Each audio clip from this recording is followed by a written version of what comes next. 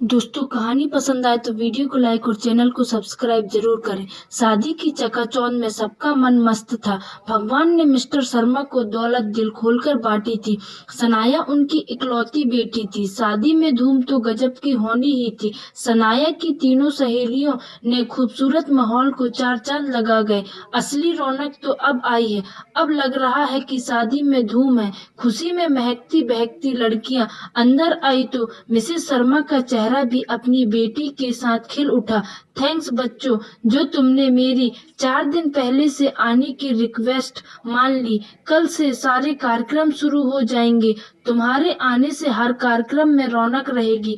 कहते हुए उन्होंने लड़कियों को उनका कमरा दिखाया। सृष्टि नहाकर तैयार हो चुकी थी। माया नहाकर सिर पर तौलिया लपेटे मॉइस्चराइजर लगा रही थी।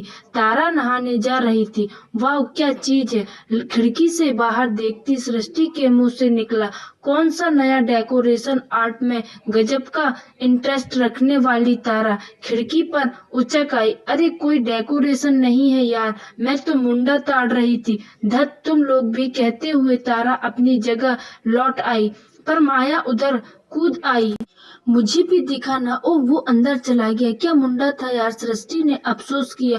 तो माया लापरवाही से बोली, कोई नहीं, अभी तैयार होकर नीचे उतरेंगे ही, तब देख लेंगे। तारा मुस्कुराते हुए सिर हिला रही थी कि सृष्टि ने उसे टीप मारी। ओ ऐसा क्या सिर हिला रही है? हम लोग और करेंगे क्या? इतने दिन पहले से हर समय अपनी सहेलियों से बतिया तो नहीं सकते ना तुम लोग जानो, मुझे तो वेडिंग प्लानर बनना है। मैं तो ट्रेंड समझने और आइडियाज लेने आई हूँ। इतने पहले से तीनों तैयार होकर नीचे लिविंग रूम में आई तो बहुत से और लोग दिखे, जिनमें वो भी था। हेलो, मेरा नाम अमर है। वैसे आप मुझ नाचीज को चीज भी बुला सकती हैं। उसने बड़ी अदा से सृष्टि की ओर हाथ बढ़ाया। सृष्टि झेप गई। आपने सुन लिया, खुशकिस्मती थी मेरी। उसने तिरछी मुस्कान सृष्टि की ओर फेंकी। सृष्टि ने वो मुस्कान पहले तो खुशी से लपक ली, फिर अदा दिखाते हुए उसे इग्नोर करके चल दी। अमर इस अदा पर फिदा हो गया, जैसे कि सृष्टि चाहती थी। वो दिन भर उसके आगे पीछे घूमकर उससे बात करने के बहाने ढूंढता रहता। सृष्टि के पास भी न स्टाइल की कमी थी, न रूप की, न अदाओं की। उसे अपने रूप पर गुमान था। जहाँ से भी गुजरती लोग मुड़ मुड़ कर देखते थे उसे। पूरा विश्वास था कि वो किसी भी यूनिक हैंडसम पीस की दीवानगी बन सकती है। आज उसका विश्वास पूरा होते दिख रहा था। अमर सच में इतना हैंडसम था कि अगर बॉलीवुड में किस्मत आजमाने जाए तो उसकी किस्मत चमक सकती थी। ऊंचा कद, गोरा रंग और जिम में तराशी हुई बॉडी। आज हल्दी का फंक्शन था, सब पीले रंगों में थे। पीले रंग की शेरवानी में वह लोगों की भीड़ में हीरो ही लग रहा था। सृष्टि भी तो किसी हीरोइन से कम ना थी। उसने पीले रंग का लहंगा चोली और नारंगी दुपट्टा पहना था। इत्तेफाक से अमर ने भी पीले रंग की शेरवानी के साथ ऑरेंज कलर की जैकेट पहनी थी। दोनों डांस फ्लोर पर आए तो लोगों की आंखें जुड़ गई। देखने वालों को लग रहा था जैसे शीशे के गोल में तराशे हुए खूबसूरत कपल डांस कर रहे हो। दूसरे दिन मेहंदी का फंक्शन था। तैयार होकर तीनों नीचे आई, तभी एक परिवार घर में घुसा। उसे देख परिवार वालों के मुंह से एक साथ खुशी की चीख सी निकली। अरे तुम लोगों की खुशी की आवाजें सुनकर सभी सहेलियां पलटी तो सबकी नजर उस परिवार की ड्रेस और ऐसे पर गड़ गई। अमीर तो यहाँ सब थे, पर उस परिवार से तो जैसे अमीरी छलक रही थी। ड्रेसेस हो या ज्वेलरी, सब ब्रांडेड गहने हीरे से कम के नहीं थे। एक लड़की ने माया से बड़ी अदा से पूछा। माया ने ध्यान से देखा। बहुत हैंडसम तो नहीं था वो, पर ठीक था, अदाएं भी अच्छी थी। इन सबसे बढ़कर उसने जो शेरवानी पहन रखी थी, उस दाम की शेरवानी तो शायद दुल्हन के पिता और भाई की मिलाकर आई हो, जबकि वो लोग भी दौलत में कम नहीं थे। पता चला कि सागर यूएस में एक मल्टीनेशनल कंपनी में करोड़ों के पैकेज वाला आसामी है। फिर क्या था, माया को उसका अपनी ओर झुकाव भा गया। अगले दिन संगीत था। सृष्टि और माया को अपने अपने पार्टनर मिल चुके थे। दोनों डांस की तैयारी में बिजी थी कि देखती क्या है कि तारा एक लड़की के साथ नीचे गलियारों में हंस हंस कर बातें करते हुए टहल रही है। दोनों के मुंह हैरानी से खुले रह गए। वाह, तो हमारी तारा भी पटी गई किसी से।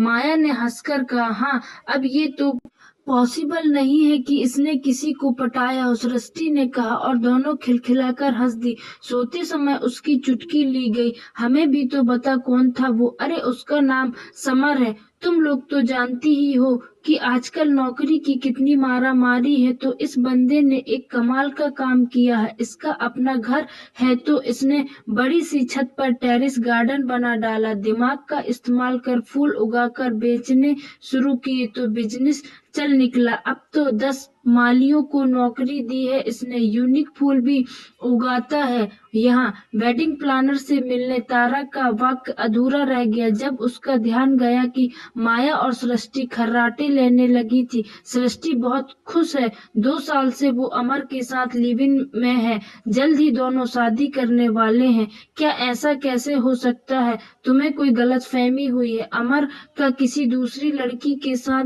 देखे जाने की खबर पर सृष्टि को जल्दी से विश्वास नहीं हुआ, पर उसका दिल नहीं माना। शाम को अमर के आने पर वो पूछ ही बैठी, तुम इतनी बेशर्मी से किसी और के साथ रिलेशनशिप का स्वीकार कैसे कर सकते हो? तुम्हें हमारे रिश्ते का जरा भी ख्याल नहीं है। हम शादी करने वाले हैं। सृष्टि रो पड़ी। देखो सृष्टि, मैं तुम्हें बताने ही वाला था कि मुझे वो चेहरा नजर आया जिसमें मैं सपनों में देखा करता था। उसकी खूबसूरती इस दुनिया की नहीं है। शायद इसीलिए मुझे गलती हो गई, पर मैं शादी तुम्हारे साथ ही, इसके आगे मैं सुन नहीं सकी। वो माया की कंधे पर सिर रखकर सुबक रही थी। मैंने उससे रिश्ता तोड़ दिया। थोड़ी देर में उसका ध्यान गया कि माया भी सुबक रही थी। सृष्टि अपना गम थोड़ी देर के लिए भूल गई। क्या हुआ? तेरी भी तो शादी तय हो गई थी। मैं नहीं जानती थी कि जिसके पास जितना पैसा होता है वो उतना ही ज्यादा भूखा होता है पैसे का। सागर को एक अंग्रेज लड़की ने शादी का ऑफर क्या दिया जो लाखों डॉलर की प्रॉपर्टी की मालकिन है। उसे मुझ में ऐब ही ऐब नजर आने लगे। मुझे तो समझ नहीं आ रहा कि कहाँ जाकर मुंह छिपाऊं। जब सब रिश्तेदार पूछते हैं कि तभी दरवाजे पर दस्तक हुई। ये तारा थी क्या? बात है, तुम लोगों के चेहरे उतरे से लग रहे हैं। तारा उन्हें देखकर बोली, कुछ नहीं, यूं ही। तू अपनी बता। माया ने सृष्टि का हाथ दबाकर इशारा किया। तारा इतनी खुश नजर आ रही है, उसे एकदम से इतनी दुखद खबरें देना ठीक नहीं। लो प्रसाद के लड्डू लाई हूँ। आज मैंने अपना जीवन साथी चुन लिया है। तुम लोगों को याद है सनाया की शादी में मैं एक लड़के से मिली थी। धीरे धीरे हम दोस्त बन गए। उसका फूलों का बिजनेस चल निकला है और मैं वेडिंग प्लानर बन गई हूँ। हम प्रोफेशनली भी साथ काम कर रहे हैं। धीरे धीरे हम एक दूसरे की अच्छाइयों के बारे में पता चला, फिर प्यार हो गया। पता है, अभी मेरे पापा की बीमारी में वो इतने काम आया कि सबका अपना बन गया। जब मैंने उससे शादी की बात अपने घर में कही तो उसका अलग जात होने पर किसी ने आपत्ति तक नहीं उठाई। तारा खोई सी आवाज में बोले जा रही थी और माया और सृष्टि को एहसास हो रहा था कि काश उन्होंने भी प्रेमी चुनने में तारा जैसी सावधानी बरती होती।